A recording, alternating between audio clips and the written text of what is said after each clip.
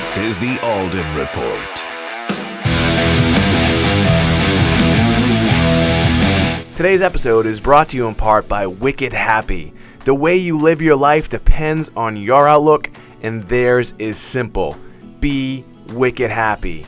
Wicked Happy provides you with apparel to make you smile. So if you want to be wicked happy and you want to look wicked cool, then visit wickedhappy.com, and at checkout, enter in the code RADIO for an additional 15% off your entire order. Again, visit wickedhappy.com, apparel to make you smile. This is the Alden Report. All right. Well, my name is Mike Alden. We are here in Blue Bay Studios. Sometimes you have days where things just don't go right, and today was one of those days. We had some technical difficulties, which I've talked about this before, but that's okay because you know what? We just make it happen here. You know, it's kind of chilly. I'm rocking my Wicked Happy hat. I got my sweatshirt on. That's one thing I like about the podcast is I can just kind of wear what I want, and you know, I don't have to put on any makeup like I do on TV. Although I probably should put on some makeup right now. Anyway. So I'm excited for my next guest. My next guest is CJ Finley. You know, when you check out this guy's website and you learn a little bit about what he's doing, I tell you, just by looking at his website right away, I'm super just motivated and like interested in one. He's got this amazing photo of himself on there. He must be a practitioner of yoga when you see this photo of him. But, you know, he is the founder of Thrive on Life. He's got his own podcast. He's a fellow podcaster. He's got a really interesting story. Where he's one of the, you hear this story a lot, but I've never really met anyone who's just said, you know what, I don't like the life that I'm living. I'm going to make the changes that I need to make, and I'm going to live the life that I want to live. And now he's helping other people and other businesses do that as well. He's one of these people that, again, like we like to have on the Alden Report, real people doing real things, making real changes, not only for themselves, but other people as well. So please help me welcome CJ Finley. CJ, thanks so much for being my guest, man. Thanks for putting up with my, my bullshit. Oh, it's an honor. And to be honest, I've worked in media and audio and all that, and we've gone through some major struggles. So I'm always very lenient on any type of technology when it's kind of faltering. Like, there's just nothing we can do except for kind of smile and wait it out and make the best of it. So I'm just honored to be here and really looking forward to this conversation. Awesome, man. Well, thanks again for being here. I know we scheduled as well, and I know you're a busy guy. So, you know, interesting background. You're an engineer by trade. You're in Austin. I'm in Boston. People always say, oh, Austin, Boston. They get confused when you hear it. You're an engineer by trade.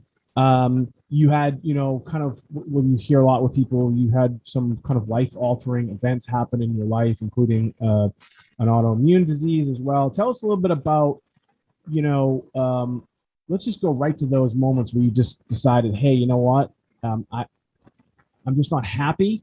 And I want to make a change, and let's talk about the changes that you made, because so many people are in those situations and they don't make the change, and they're scared to make the change for a whole host of reasons. So tell us a little bit about, you know, kind of that moment when you had said, you know what, I got to make a change, and you did.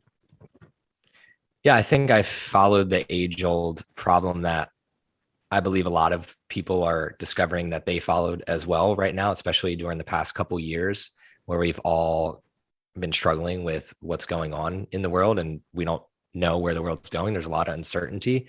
And during my path to where I am today, that struggle stemmed from kind of just following what I should do, quote unquote, rather than what was really for me and what I was really passionate and believed that I should be doing with my life. And before Instagram and before YouTube and Google, you don't really have that many resources to see outside of your own little town. So I grew up in New Jersey, and really what I saw is what I saw, and what I believed is what I believed. And when I got into high school and it came time to figure out your next step in life, like the only step it seemed to success, quote unquote, was college. And I didn't really know what else to do. So my dad was an engineer, and I really just was like, you know what, I'm good at math and science. I'm going to be an engineer. I'm also going to play college soccer and see how that goes. And right away, I kind of knew something was off. Class was never something that I was good at. I got good grades, but it was because I was gaming the system. And hold on. I'm going to stop you there. I use that phrase a lot, gaming the system. I help authors with their books, and I don't like to game the system, but you have to play in the game in order to win. So tell me about what gaming the system meant for you with grades. So, I mean, the point is like, you can't score a goal if you don't know where the goal is. And unfortunately, the goal in school is not to learn. It is just to get the grade so that you can get the job so that you can make the money. So I kind of reverse engineered like, okay, how do I get good grades by spending the least amount of time studying? Well, find the smartest kids in the class, sit down with them, figure out what I can trade or barter with them to have them help me and trust me enough. And typically that worked all through high school, through college. My roommate was a very, very sharp person. And where I helped is the social side. I'm a networker, social butterfly, always been the captain of my teams. I just love people and I love talking to people and learning how I can help them in their own life. Just it happened naturally to me. But sitting in a classroom and listening to a teacher was not something I was ever good at. I was a kid that had a leash when I was a little kid. So I was just a lot of energy. And if you could see me, if you're listening to this, like I just have that energy. It was just born into me. And so school was tough because I couldn't sit still. In college, what I learned was, when I mean by gaming the system, it was figuring out what is the least amount of input I can have to get the maximum output. And that's an engineering principle. So like, what's the least amount of gas I can put in the car to get the car as far as possible, right? So for me, what that looked like is I was playing sports, I was in a fraternity, I was doing engineering. How do I do all that stuff? It's okay, how much time in a day do I really have to spend on these different things, and what can I trade and what can I barter my time? So that's kind of how I was gaming the system a little bit. But I got tired of doing that. I started realizing like, if I have to game the system, like what is the point of even being here? Like I should want to show up to class. I should want to be raising my hand. And eventually I just said, you know what, I'm going to get the degree and then I'm going to see what this next step of life is. And that's where I got a job at UES Wealth Management. And I realized right away that the corporate world was not going to be for me because in the graduate training program they put us in, they sent us to Switzerland for 6 weeks. And we had literally free food, free drinks, a bowling alley in the hotel. My hotel overlooked there's a lake there that's right near Interlaken. And like every morning would have coffee out there, just looking at the Alps. And I was like, I don't want to be here. That was an enlightening moment for me because everyone else there was so excited. They're getting paid to do this. There's free food. There's just so much there. And I was like, this was not the right time for me to be in Switzerland. I dreamed of traveling the world, but not doing this. So It was really like tough because I couldn't talk to anybody. I couldn't say that. Like, I felt like I couldn't say that. Like, you're disrespectful. Like, this opportunity is so great. Like, my parents and everybody is just like, wow, like, this is amazing. You're doing all these things.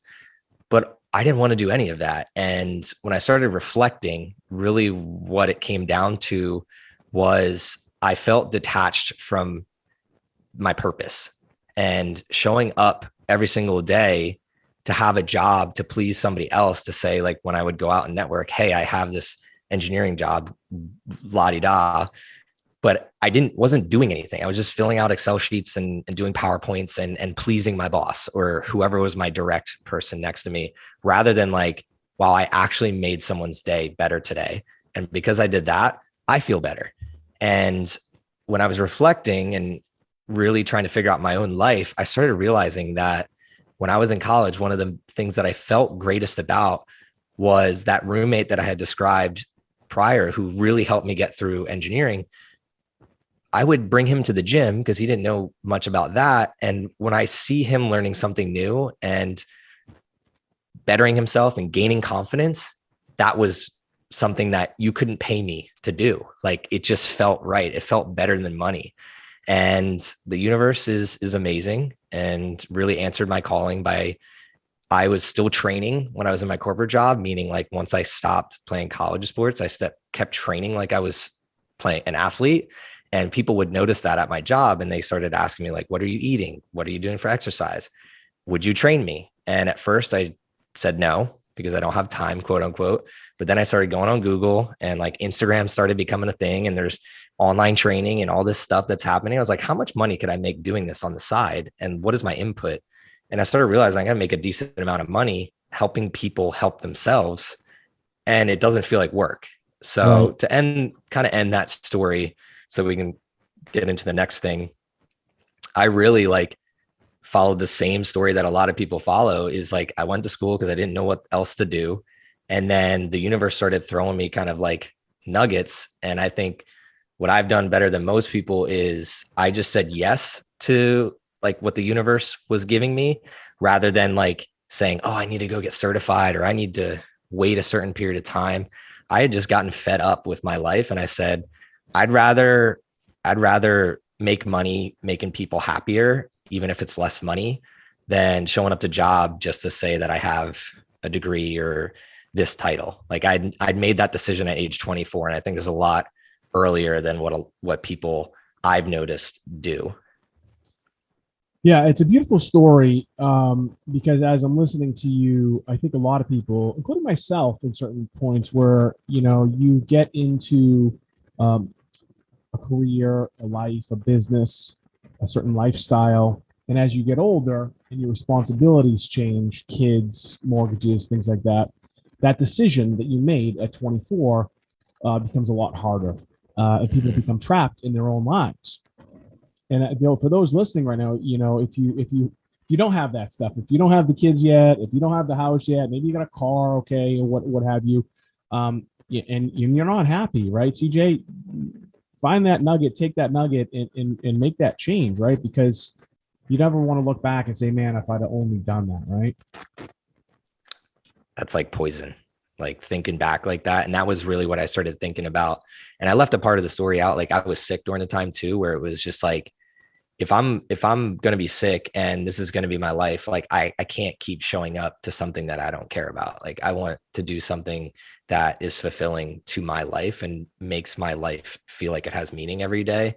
And that's really what helped me make a change. And even if you do have the kids and have the mortgage and have those things, realize that even 10 minutes a day for a year could massively change your life. So if you're want to get out of your situation, just spend 10 minutes a day focusing on how you plan to get out of the situation that you're in. And you will be astonished at what you can do in a year if you just spend those 10 minutes. And that's something that when I work with my clients and I consult and coach other people, that seems to be the hardest struggle for them, because we overestimate what we can do in a year and underestimate what we can do in 10 years. So what people think it takes to really change your life, they're like, oh, I don't have time. Like I don't have hours to go to the gym, or I don't have hours to write the book.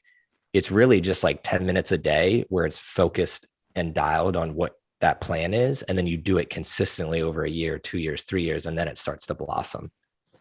Yeah, again, man, I'm so excited that we were able to make this happen. We're on with CJ Finley, and I was introduced to him through a mutual friend, and I looked at his background and I saw what I think they call him a one sheet. I think that we have of your background and what you're doing. And man, we are so aligned in some of the things that you're talking about. Listen, if you'd like some more information about CJ, just check out his website. Real simple. It's cjfinley.com. He also has a podcast called Thrive on Life as well. You can check that out. His fellow podcaster. All the stuff will be in the show notes as well. He's on Instagram, cj.finley, Finley.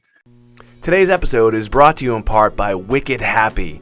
The way you live your life depends on your outlook, and theirs is simple. Be wicked happy.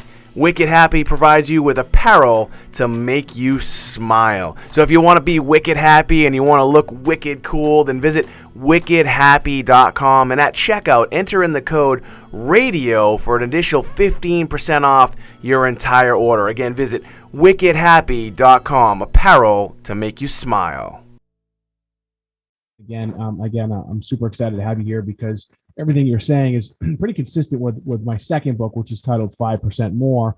And by the way, that concept came to me when I was in a spinning class at my gym. Hell yeah. And it's people have heard the story before, but I'm on the bike, and it's a 45-minute class. You can tell I'm a big dude, and I'm on the bike, and I shouldn't even be there. And it's 5 minutes left in the class, and everybody's sweating and exhausted. And she says, listen, this is a 45-minute class. She says, we have 5 minutes left in this class. She goes, I want you to give me 5% more effort for these next 5 minutes. If you give me 5% more effort for these next 5 minutes, you're going to burn more calories. Your heart rate's going to increase.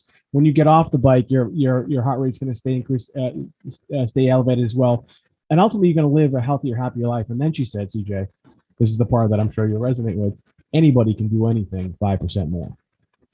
And I jumped off the bike. I was like, oh my God. I'm like, that's it. That's my second book. And the stuff that you just described, that whole, that 10 minutes a day, it makes it so much easier to accomplish, right? Because we become so overwhelmed, especially if you are in this world that you've created that you want to get out of. It's very hard to do. But like you said, just those small little steps compounded over time, that's the stuff that works. Right? Yeah, it's 100% true. And I think we forget, especially if you're listening to this and you're an entrepreneur and you're starting your own business, we forget how long it actually took us to do certain things. So like we went to school for 12 grades.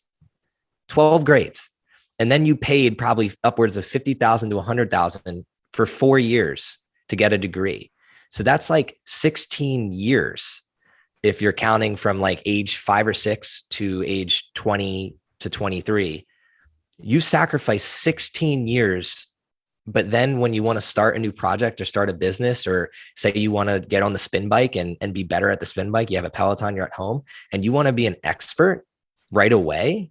That is so naive of you, and almost get to the point of selfishness that you want to be considered an expert or master right away. And that's another thing that I leaned into when I was trying to change my story. I didn't want to be the best engineer. And it really confused me because I'm a competitive person. When I played sports, I wanted to be the captain. I wanted to be the best on the team. And I would become the best a lot of the times because I would practice when no one was watching. And then I would go into my job and be like, why don't I care enough to be the best here? That's your number one sign that you're not in the right place. If you don't want to be the best that you can be, you are not doing what you should be doing. And if we're talking podcasts, I really listen to every single one of my podcasts. I re-listen to every single one of my guests. I look at the Descript transcriptions. Like I'm obsessed with it. And that's how I knew that like, okay, this is better than what I used to be doing, which was consulting, right? Like I consulted a lot of people and it was fun. It was great. It paid my bills. But as soon as I was like, how can I help the world even more? And I got on a show like this or my own podcast, I became obsessed with it. I became obsessed with the process. And that's something I think people take for granted, where they don't think back. Like you went through this process. Most people listening to this, you probably went through high school, through college, and then you were like, okay, I'm going to get this job. And then you probably worked at a job for however long. And if you want to change your life, you have to go into it knowing this is going to be a process. The first couple of years, I'm going to fall, I'm going to stumble. But if you keep going, you go from the baby that couldn't even walk to then the baby that crawls, to then the baby that can kind of jog and weeble wobble, to then when you're a teenager, you're winning state championships. Like it's the same thing in business. And I think, unfortunately, the social media of the world has enamored what the success looks like, but they haven't really glorified the process. And I'm here to tell people that the process can be just as glorious, because the little wins feel just the same as like a major win. Yeah. I'm just, we're speaking the same language, man. It reminds me too, when you talk about the baby, analogy. And I had a friend of mine who's a motivational speaker, and he talks about, babies, and he says, what happens when a baby learns to walk? And I said, well, what do you mean? He goes, well, they crawl, right? And then they hold themselves up like on the couch, and they'll take little quote baby steps, and they'll keep doing that, and they'll fall down, and they'll bang their head, and they'll do that over and over and over again. And he goes, well, what doesn't happen? And I'm like, I don't know. And he goes, they don't give up. They just keep going until they walk. And he's like, and I was like, wow, that like so basic, but it was like, yeah. Babies, they know more than you think, and they know more than you know now. So like, why would you do anything any different? This is what you're doing before you could even speak, And so it's so powerful that you said that. The other part too, I want to, if you could touch upon, I had a guest on years ago, and he wrote a book called The 10% Entrepreneur, and I think a lot of people. What's that? You know the book? I love that book. Yeah. Yeah. And you hear a lot of people talking about the side hustle, and right now in the world we're living in, there is so much of that going on, which is great. It's a beautiful time to live in, and you kind of touched upon that earlier. So many options, like you said, with YouTube and Facebook and all these options for people that didn't exist 20, 30 years ago. Talk a little bit about the people, the people that are listening right now that maybe they want to be an entrepreneur, and maybe they were just like you, and they're in a career that they should have been in. I'm a lawyer by trade. I don't look like a lawyer right now, but I actually love the legal career. I love practicing law. Just, my business took me in a different direction. But talk to those people who are trapped right now, and they got the kids, they got the mortgage, whatever. Give us some, when you talk about 10 minutes a day, can you maybe give some more specifics about hey, how do I map out my day? Consistency, what does that look like? What happens if I do fall down and bang my head? How do I get up? I'd love to hear some of your kind of strategies there. Yeah, so I have an easy acronym for you to kind of follow. But before that, I just want to comment again on that baby thing. The one thing that babies also do, and that entrepreneurship you will do, is you will cry, but you won't give up. And that's the thing. Babies cry and they fall and they hurt themselves. It's just like business. You're going to do that. But then the next day, they honestly forget that they fell that day before, and they just keep going. And I think a lot of people forget that you were once that baby at some point. So just look at yourself in business the same way. And the acronym that could help you do this is THRIVE, time, health, relationships, income, vision, experiences. Most people sacrifice their time, their health, their relationship for income. That's what I was doing for that engineering degree and that job. I was sacrificing my time for a job I didn't like. I was sacrificing my health for a job I didn't like. And I was sacrificing relationships with people that I really wanted to surround myself with just so I could please my boss or my coworkers that I didn't even really like. Or by it's not that there was a problem with them. I just didn't aspire to be them. So if you don't aspire to be the people you're around, you're in the wrong room. Go find a new room. So what you really need to flip on its head is okay, how much time do you really have in a day? And that's why I started with time. Get a pie chart on Excel and map out to a T your minute by minute time. How are you spending your time? Then get another second sheet of that chart and say, how do you want to spend your time? What you start doing is, what habits will you need to change to spend your time on the ways that you want? It's usually subtraction. It's addition by subtraction. So where do you need to subtract in areas that you currently aren't good at subtracting? So a lot of them might be, okay, I'm spending time doing these negative habits. So, okay, take that away. Where does that leave you? The next thing is your health.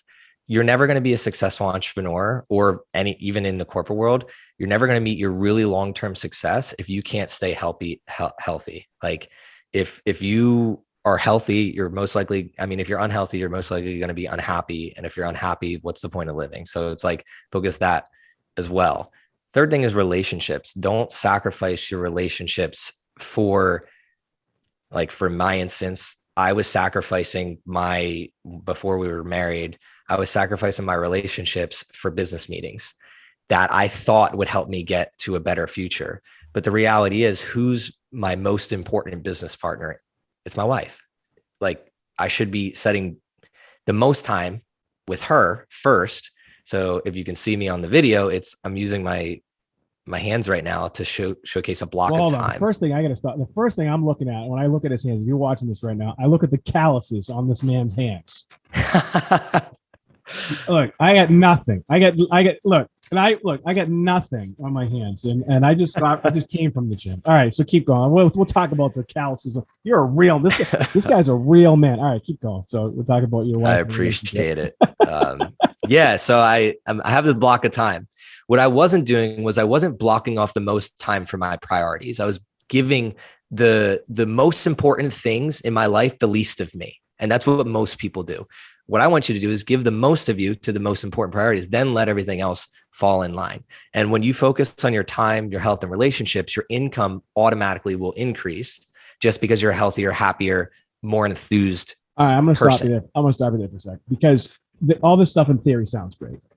And by the way, and I know it all works because I've done it. But when you're under financial stress, And you know, you need to bring that money, and you need to work those, especially again, as when I was a young lawyer, I was actually pretty lucky. I didn't work at a firm, I was in-house, but a lot of young professionals like engineers, you're there like 24/7, right? Because you're new in your career. You want to continue to excel and grow, and be there, you know, around everybody. I mean, it's hard to do, right? Unless you actually put in the work of scheduling it. I mean, you mentioned minute by minute. I wrote that down. I've done that. I literally had my days down to minutes when I went to law school nights and worked and was in a new relationship and was in the best shape of my life. So I got that minute by minute thing. But I think a lot of people might think that's also unhealthy. Is that really the answer though? Like So I'll clarify. I don't look at my time minute to minute every day. I don't even live by my schedule.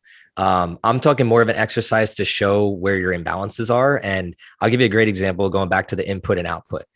My highest paying client I've ever locked up, I met in a sauna on a Monday morning at 8:30. So if I'd followed I need to be at the office or I need to be somewhere, I never would have gotten that client. So dude, everything is determined by saunas.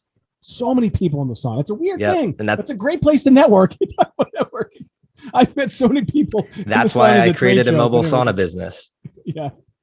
Yeah. So this is one of the reasons I created a mobile sauna business. Oh, okay. All right. Yeah. But yeah, so you have to think like, and the specific question that you asked was like, how does someone start on the path of maybe a side hustle or getting out of what they're in? If you're a lawyer, let's use you for an instance, or me as an engineer, and you don't want to be the best there, all you need to do is 80% and done is good enough. Where you need to be perfect and striving to be perfect is in that 10 minutes of time on that side hustle that you want to make your career. So for instance, if like I was in consulting and coaching local businesses, right? Where's the number one place that a lot of founders and small business owners hang out? Either the gym, like during their free time. They're all striving to become healthier and happier when they have a chunk of free time. And I noticed that, okay, saunas was a great place where everyone there opens up about what they do, what they're struggling with, things like that. So that is, again, hacking your time, gaming the system, no matter what you're in. What is that sauna for your respective career? So another instance is I fly drones.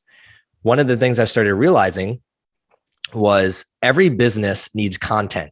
So I started getting a lot better at shooting content.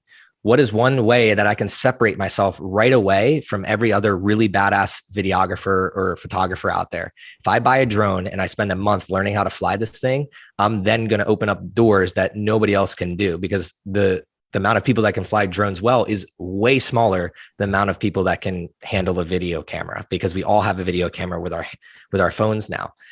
Immediately, this is a funny story, like $1,500 drone. My wife's like, why are you spending this money? Blah, blah, blah. I was like, I'm going to make this money back so fast. Like, don't worry about it. I promise.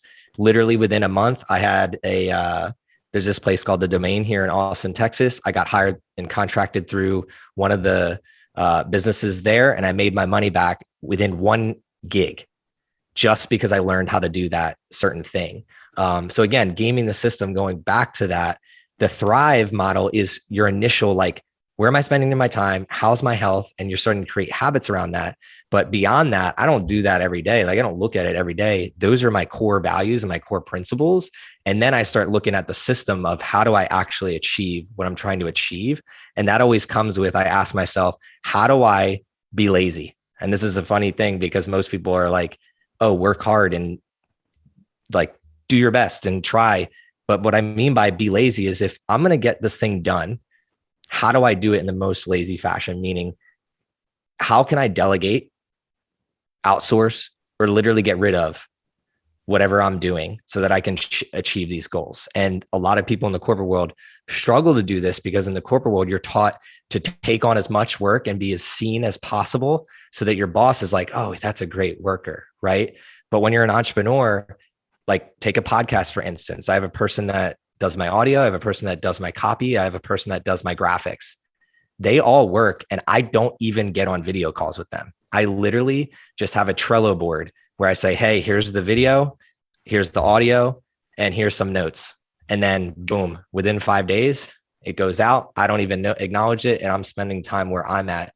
So just to clarify, the whole Thrive acronym is really just for you to kind of get started, and then you should always be thinking, what is the least amount of input I can put in to get the maximum amount of output at whatever it is you're doing, whether it's in the gym, whether it's in your business, whether it's in your corporate job. That's how you should be thinking, because that's how you're going to maximize your life and ultimately enjoy it more, because you're going to have more time to do other things.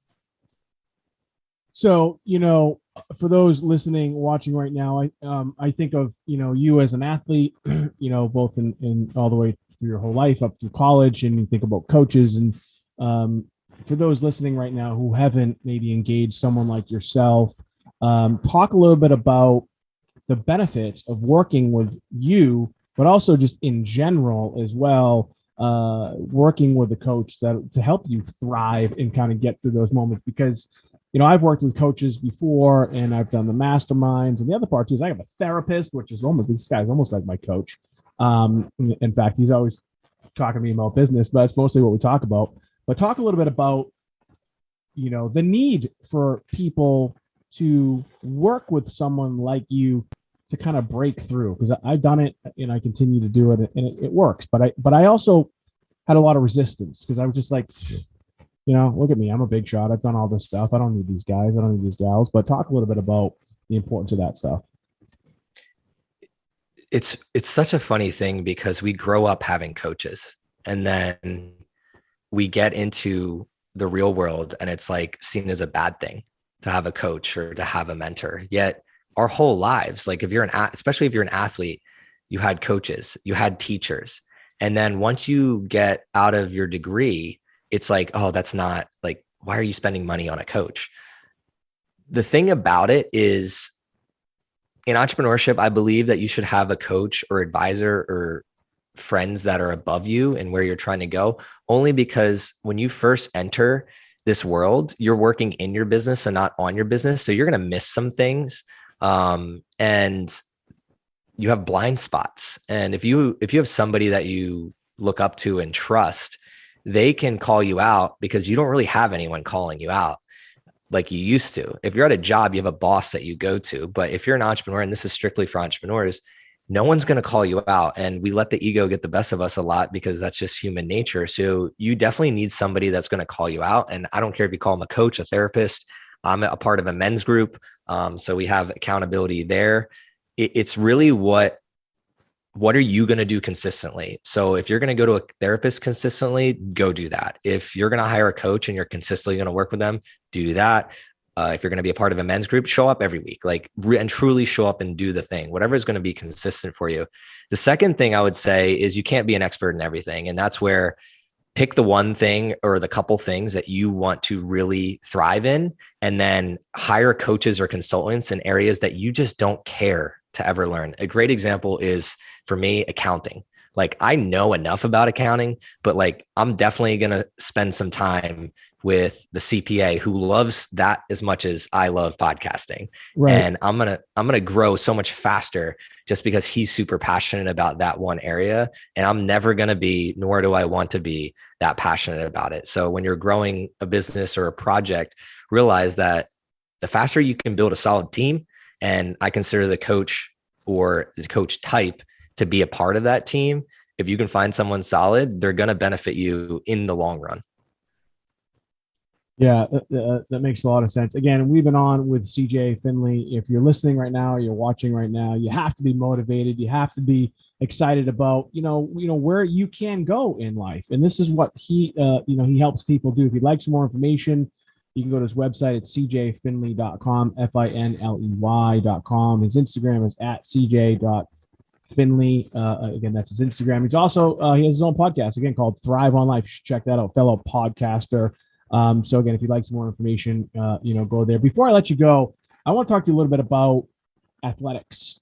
I think the scope of the term is broadening every day as far as what's considered a sport. Tell me a little bit about the importance of it, because I have a 15-year-old daughter, and she plays. She's been playing soccer her whole life.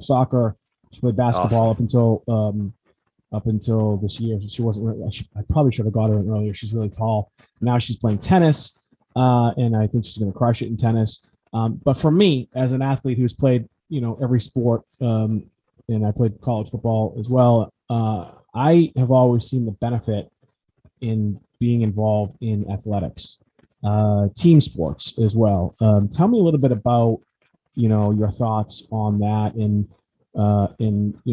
as maybe parents who are out there, like getting their kids involved in sports. And the reason why I said it's a broader term now, because now we have esports. I mean, colleges have their whole, they have all these teams. You have skateboarders, which is kind of more of an individual sport. So tell me a little bit about the importance of it, because I think when I think about some of the things you're talking about, consistency, and you talked about earlier about also, doing the things when no one else is looking, that's like kind of, what you see in successful people. Tell me a little bit about the importance in athletics to you, and also maybe to others. This is an amazing question. And I've thought about this a lot. And recently I've come to the conclusion, the reason that I think athletics, exercise, movement in general is important to everyone, no matter what your age you are, from when you come out of the womb to when you're in your golden years, quote unquote. Movement is important because you can't fake it.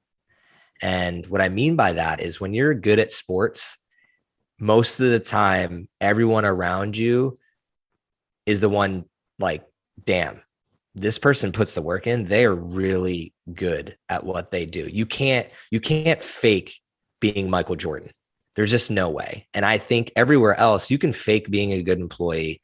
I did it. You can fake being good in school. I did it. You can fake all these things in life by gaming the system, but you cannot game sports. Like, to be the best player on the team, you're going to have to put some work in. Now, there's like people with God gifted talent for sure.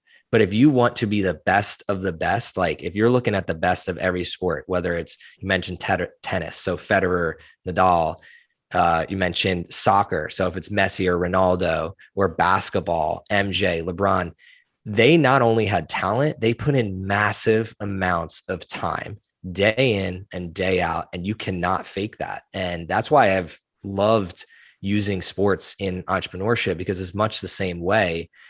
The cool thing about business, though, is you have technology to leverage, you have a network to leverage, you have things where you can compound time that you can't do in sports. So if you know how to be gritty like you did when you were playing high school sports or college sports, you can be gritty in the world of business, but also have an advantage because you have the ability to leverage other people and resources and collaborate with them to get somewhere faster than if you were like trying to be the best, like your daughter is at tennis or soccer at her age. You can't fake that. And I think that just creates a sense, for me, at least it did, a sense of ownership. I knew that if I put the work in, I'd be great. If I didn't put the work in, I wouldn't have a good game. So you kind of knew that that was the thing, even though there are some ways that people can cheat the system a little bit. But at the end of the day, the best teams usually win. And that taught me a lot for entrepreneurship or business in general, is that the root of all great businesses are people. So I just think back to what made my best teams the best teams. Usually the ones that relied on one great player didn't really do that well. But the teams that had the right people in the right spots, that's where we thrived. And the ones that were willing to practice when the lights were off after the game was over, we did really well during the games. The teams that refused to practice after hours or started partying before they should have, or were celebrating when they should have been in the team room watching film, we didn't fare that well. And business is the same way. Your corporate job is the same way. Your relationship is the same way. It's helped immensely in my relationship with my wife and everyone around me, because I realize if I want to have a great relationship with her, I need to put the time into it. And I know that I'm going to get the fruit at the end of the day if I put the time in. So I would think that the whole, you can't fake putting in that work, is really what hit home the most with me when it comes to sports and when I'm dealing with anybody else that I'm dealing with. Like, you go on social media and people try to make it seem like they're doing all these things rather than just like doing the work in the dark when nobody's even looking at them. Yeah, as I'm listening to, some people want to be like, well, I wasn't a good athlete, or I didn't play team sports, or what have you. But as I was listening to you, kind of give that analogy, the other beautiful part about just life in general is all the principles that are applied to sports can be applied to pretty much anything in life, including business, which is what we're talking about. So, you don't necessarily have to be a good athlete. I think you do have an advantage over people who didn't play team sports or who didn't have to put in that work. You certainly have an advantage, but there is no secret, right? You kind of said it's just doing the work when the lights are out. Right? And the Peter Thiel 0 to 1, like anybody can be a good athlete if you put the time in. Now we're not going to be Michael Jordan. Like I would never be that, even if I played basketball all day, every day for the rest of my life. I would never be that, but I would be damn better than I am right now at it if I practice every day. And I think that's what people need to have a realistic expectation. And that's where sports, again, they give you the hard truth. I knew right away when I was growing up, I was not meant to play basketball. Like I'd get on the basketball court and I would get smacked, versus when I played soccer, I fared better. When I played hockey, I fared better. And that just like fueled me to like keep practicing. But it really was just because I was really passionate about those sports rather than basketball. And that's where listening to that, where I think people get caught up, is they would, if we're talking sports here, they would play basketball because their dad wants them to play basketball, their mom wants them to play basketball, rather than like listening to their inner child be like, what lights me up the most? Where do I want to practice alone? And I don't even care what anybody else thinks. If you sit in that area in sports and then in business or the corporate world, you're going to fare well or better than most of the people around you, just because of that time you're willing to put in. So again, I want to clarify, like, you don't have, like, to your point, that was a great point, that you don't have to be a great athlete, but you can be a good athlete at no matter what you're doing if you just put the time in. You can be good at podcasting if you put the time in. You could be a good writer if you put the time in. You just got to be willing to do it. Yeah, I had Dan Coyle on the podcast, and he wrote the book, The Talent Code. And the reason why how I discovered him was because I wanted to be a better soccer coach for my daughter at the time. And it's such a great book if you haven't read it. If anyone listening right now, it's such an amazing book. But he talks about, it's what you talked about, this term called deep practice. And people always talk about, you've got to put in the work. But he goes a little bit deeper into what that really means. He talks about the anatomy and really what happens in the brain during deep practice. And he does talk about mostly athletics, but it does apply to the business world. Like you said, if you put in that practice, the whole term of practice makes perfect, right? And I think who was it? The guy said practice makes progress, baby. Yeah, he goes, practice don't make perfect, practice makes permanence. But I'm forgetting his name. He's a motivational speaker. Oh, Eric Thomas. Yeah. But what Dan Coyle was talking about, and it's just what you're just describing, is people don't understand the physiology of what happens in the brain. Your neurotransmitters changes. We talked about the myelin sheath within your nerves and how it actually can grow and get stronger. There is no secret though, right? That's when we just get going. You just have to put in the work, whatever it is. So if you're not passionate about it, then don't, then find something else. But it's really so simple. And when I discovered that, and I'm listening to what you talk about, I was like, okay, well, that's it. You just got to work. I mean, there's no say. I spoke at an event with Harvey McKay, and he got on stage and he's written like 26 books. And I didn't know who he was until I was speaking alongside this guy. This guy's a legend. He says, there is no pill, powder, or potion that has changed, and there never will be. There's nothing. These technologies makes things a little bit easier, like you talked about. You can kind of leverage time, maybe compound a little bit faster. Darren Hardy was there, by the way. He also wrote The Compound Effect. But at the end of the day, it's just the fucking work. Right? Yeah, and it's like, okay, podcast is over. We just say, just the work. That's it. We're done.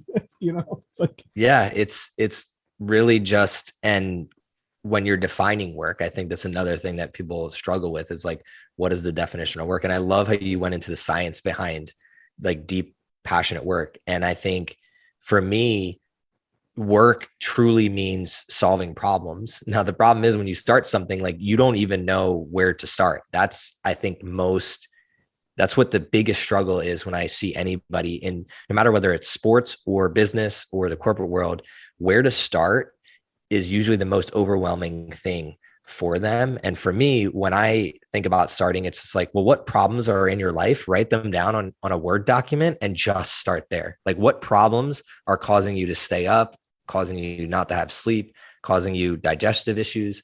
Let's just start there and build momentum. And that's where the compound effect, I love how you noted that as well. Like, momentum is huge for compounding anything. It's just like, I didn't know half the stuff that I know about podcasting until I literally just podcasted off of my phone and Anchor, and then being like, okay, well, how do I get a little bit better than this? And then I read a blog about literally like, here's an easy setup for podcasting. And then I bought that setup, and then I would just keep reading those. And to your point of Eric Thomas, I listen to this podcast while I work out almost every single day. Ben Lionel Scott, it's a motivational podcast, and it's like 3-minute clips of like the best motivational speakers pretty much just yelling at you through this. Oh, I have to check it out. What's it called? Let's see. We heard it again. So Ben Lionel Scott. I'll send it to you. Ben Lionel Scott. I'll put it in the notes too. Just BenLionel.